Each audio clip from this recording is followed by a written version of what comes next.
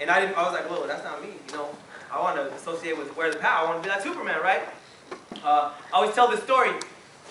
We took a field trip when I was about 10 years old. They took us to the library. We had to look up what was the headline on the day we were born in the Orange County Register. So I'm looking through. We had to use these machines. October 23rd, 1980, a beautiful, bright day in the history of mankind, October 23rd, 1980. I'm looking up what was the headline on that day. And the headline there is, 2 illegal aliens caught on the U.S.-Mexican border. I was like, wow.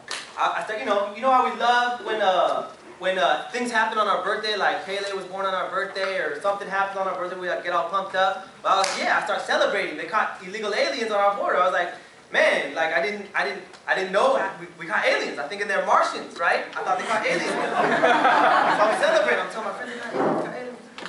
And then of course they had to explain, no, these are Mexican aliens. I was like, what? I've been to Mexico every summer. I've never seen aliens. I didn't know they had them out there. You know? And so we take these stories, and for me I can laugh now, but at the time I was internalizing all this of what a Mexican was. I was taking it all in.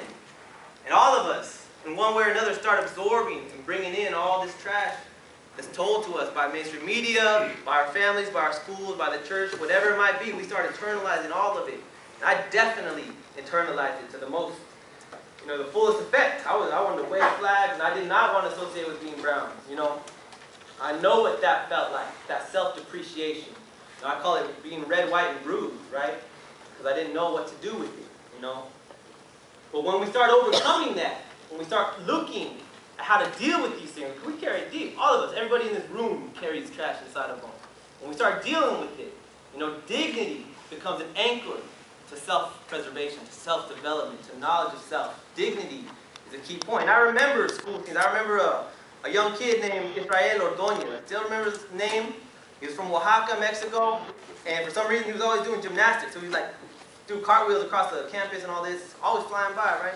And then I remember one day 2 kids are like, hey, Israel, go back to Mexico, right?